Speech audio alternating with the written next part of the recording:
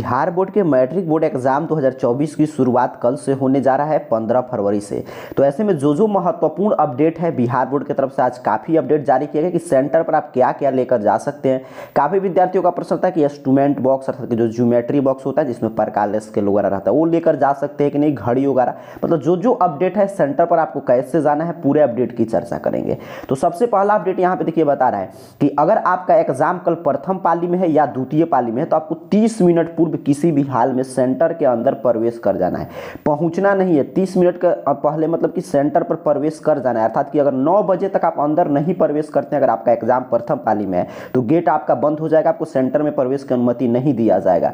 वहीं पे अगर आप 2 बजे तक, अगर आपका एग्जाम मान लीजिए 2 बजे से है द्वितीय पाली में, अगर आप 1:30 बजे तक प्रवेश नहीं करते हैं तो आपको सेंटर में प्रवेश की अनुमति नहीं दिया जाएगा। तो आपको ये बिहार विद्यालय परीक्षा समिति ऑफिशियल अपडेट जारी करके बता रहा है कि किसी भी हाल में आपको कम से कम 50 मिनट पूर्व एग्जाम सेंटर पर पहुंचने का प्रयास करना चाहिए। ठीक है, 50 मिनट पहले आप पहुंचेंगे तो 20 मिनट पहले से एंट्री कराया जाएगा, क्योंकि 1 घंटा, जैसे 9 बजे गेट बंद होने वाला है प्रथम पाली में तो 8 बजे से एंट्री शुरू हो जाएगा। ठीक है, तो वहां पे जाकर अंदर आपको अपना सीट वगैरह भी खोजना रहता है कि कहां पे आपका सीट है, कहां पे बैठ कर आपको एग्जाम देना है, इसीलिए 50 मिनट पूर्व कम से कम आपको सेंटर पे पहुंच जाना है। तो पहला अपडेट यही था। दूसरा अपडेट यहाँ पे बताया जा रहा है कि इंटर में जैसा कि देखा गया कि ठंडी को लेकर जूता मोजा अगर पहनने का अलाउ मतलब कि कर दिया गया था, बट मैट्रिक की बोर्ड एग्जाम जो 15 से लेकर 23 फरवरी तक आयोजित होने जा रहा है उसमें जूता मोजा पहनना सर्वदा वर्जित रहेगा, अर्थात कि मैट्रिक के परीक्षार्थी जूता मोजा पहनकर नहीं जा सकते हैं। ऐसे में प्रश्न आता है परीक्षार्थियों के सर सैंडल वगैरह पहनकर जा सकते हैं, तो कुछ भी नहीं पहनकर जाते, सिंपल सा आपको एक स्लीपर चप्पल पहनकर जाना होगा। ठीक है, स्पष्ट रूप से लिखा गया है आपको स्लीपर जो चप्पल आता है वही पहनकर जाना है, तो जूता मोजा सैंडल वगैरह कुछ भी आप पहनकर नहीं जा सकते हैं। फिर यहाँ पे देखिए आगे की तरफ वही बात बताया जा रहा है कि केंद्र पर 50 मिनट पहले पहुंचे, हंगामा किया तो 2 साल के लिए निष्कासित हो जाएंगे। अर्थात कि अगर मान लीजिए एग्जाम सेंटर पर आप जाते हैं और वहां पे आपको प्रवेश नहीं दिया जाता है, मान लीजिए 30 मिनट पहले आप न पहुंचकर मान लीजिए 29 मिनट पहले पहुंचे, 1 मिनट आपका लेट हुआ तो सेंटर का गेट बंद रहेगा, उस समय आप हंगामा वगैरह करेंगे जैसे इंटर में आपने देखा, तो उसके लिए आपको 2 साल के लिए निष्कासित कर दिया जाएगा। तो 50 मिनट पहले आपको पहुंच जाना है। ठीक है, देखिए आगे की तरफ बताया जा रहा है कि हर एक केंद्र पर सीसीटीवी वगैरह कैमरा इंस्टॉल किया गया है।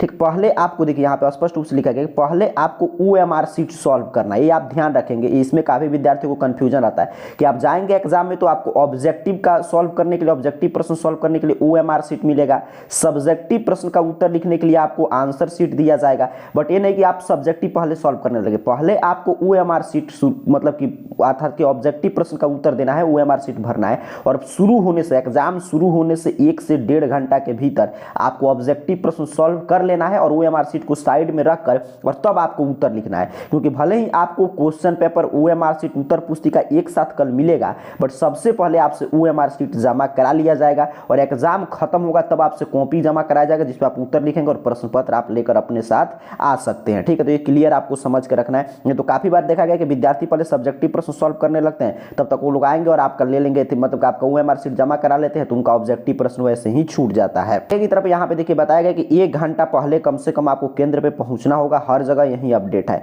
फिर यहाँ पे देखिएगा कह रहा है कि इलेक्ट्रॉनिक सामान ले जाने पर रोक, किसी भी परीक्षार्थी को electronic watch, smart watch, magnetic watch पहनकर परीक्षा भवन में प्रवेश करना वर्जित है।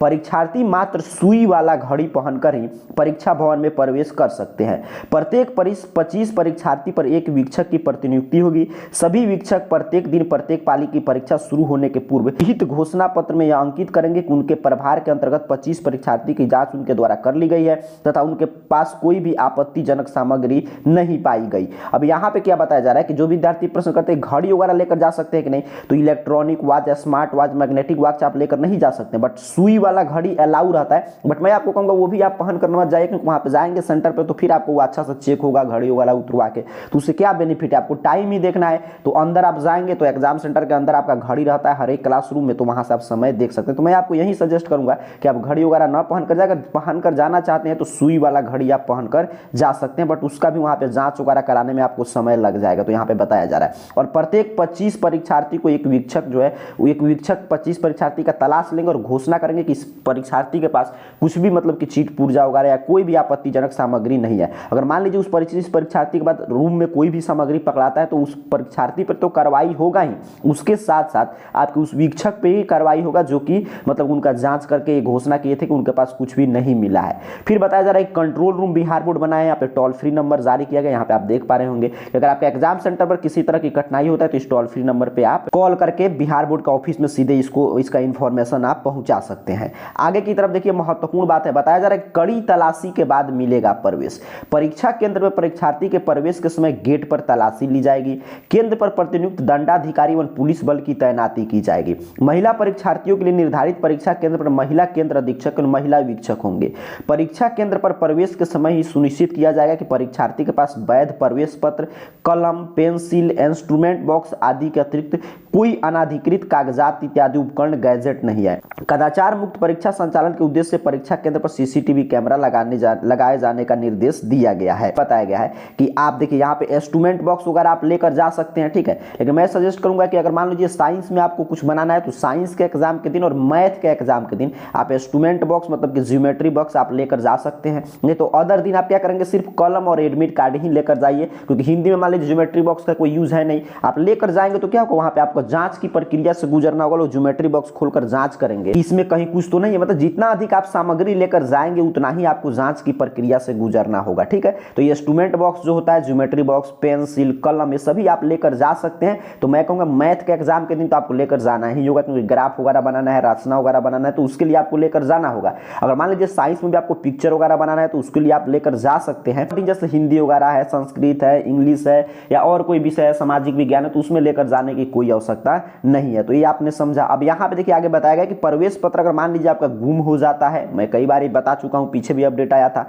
या मान लीजिए आपका एडमिट कार्ड में कोई भी त्रुटि है, तो अगर आपका प्रवेश पत्र गुम हो जाता है या घर पर छूट जाता है तो आपको भागना नहीं है। वहां पे फोटो स्कैन वगैरह आपका रहेगा, मतलब वहां पे रोल शीट जो आता है जिसपे आपको अपना फोटो सिग्नेचर आता है, जिसपे आपको सिग्नेचर अपना बनाना है, आपका ओएमआर शीट पे आपका फोटो है कॉपी पे, तो उससे मिलान करके आपको परीक्षा में बैठने की अनुमति दे दिया जाएगा। और उसके साथ साथ अगर आपका मान लीजिए एडमिट कार्ड में कोई भी गड़बड़ी है तो आपको अपने साथ कोई भी एक फोटो युक्त पहचान पत्र जैसे आधार कार्ड वगैरह लेकर जाना होगा। अगर कोई भी गड़बड़ी नहीं है तो सीधे एडमिट कार्ड और पेन लेकर जाइएगा। तो आपको किसी भी हाल में सेंटर पे 40 से 50 मिनट पहले पहुंच जाना है, क्योंकि 30 मिनट पहले गेट बंद हो जाएगा। उसके साथ साथ अब सुई वाला वॉच अलाउ है, बट वो भी पहनकर नहीं जाइएगा, क्योंकि उससे आपको ही दिक्कत होगा, ठीक है। उससे कोई ज्यादा बेनिफिट होगा नहीं। टाइम वगैरह देखने के लिए हर एक कक्ष में घड़ी रहता है, अगर नहीं रहेगा तो आप बोलेंगे तो आके आपके कमरा में घड़ी वगैरह की व्यवस्था वहां पे कर दिया जाता है।